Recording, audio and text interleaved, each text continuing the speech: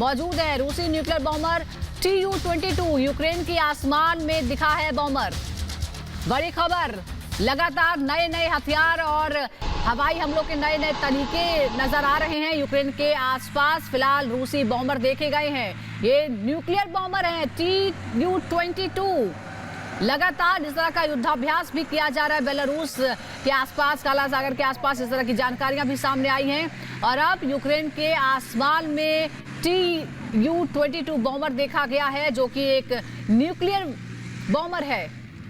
यानी लगातार दबाव बनाने की और डराने की कोशिशें हो रही हैं और लोगों को, पूरे तमाम देशों को न्यूक्लियर बॉम्ब की चेतावनी भी उसकी तरफ से दी जा रही है।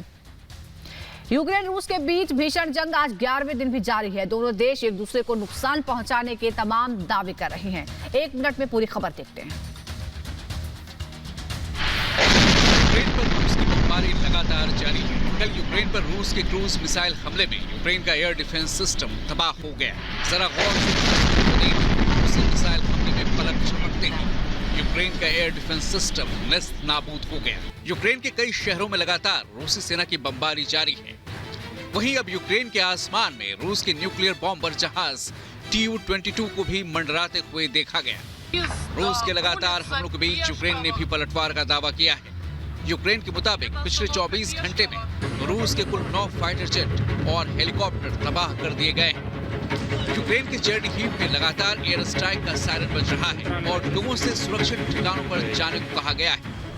युद्ध के बीच रूस के राष्ट्रपति पुतिन ने यूक्रेन और सीरिया में मारे गए रूसी सैनिकों के परिवारों को 5 मिलियन रूबल और घायल सैनिकों को 3 मिलियन रूबल देने का ऐलान किया है। Bureau report, Republic Bharat. और इस बीच बातचीत का सिलसिला भी जारी है। 7 मार्च को तीसरे दौर की वार्ता होगी। रूस यूक्रेन के बीच सोमवार को तीसरे दौर की वार्ता होगी। यूक्रेनी मीडिया के हवाले से यह खबर आ रही है। 7 मार्च यानी सोमवार को एक बार फिर वार्ता होगी। ये तीसरे दौर की वार्ता होगी दोनों देशों के बीच। अभी तक 2 दौर की बातचीत हुई है जो बेनतीजा रही है।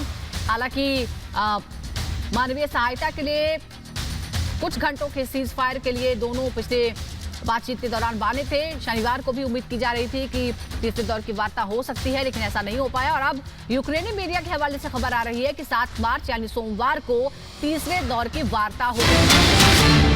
और इस बीच यूक्रेन की जनता से जेलेंस्की ने अपील की है। राष्ट्रपति जेलेंस्की ने कहा है कि आप रूस का प्रतिरोध जारी रखें।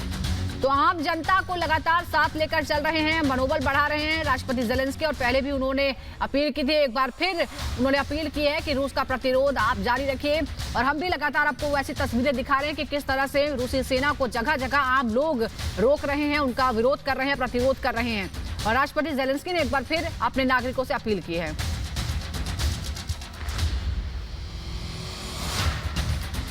तो युद्ध 11वें दिन में प्रवेश कर चुका है। इस बीच 2 दौर की वार्ता भी हो चुकी है और अब जानकारी ये आ रही है कि 7 मार्च को एक बार फिर दोनों देशों के बीच तीसरे दौर की शांति वार्ता होगी। पूरी खबर 1 मिनट में देखते हैं। रूस और यूक्रेन के बीच महायुद्ध का आज 11वां दिन है।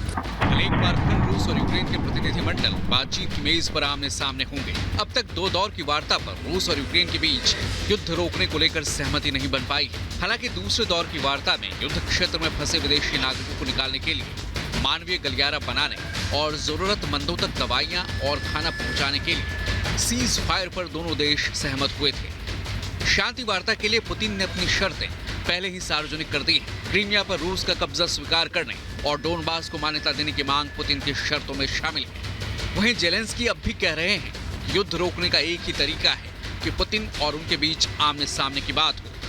तीसरे दौर की वार्ता में क्या दोनों देश युद्ध खत्म करने पर सहमत होंगे, अब ये देखना अभी बाकी है।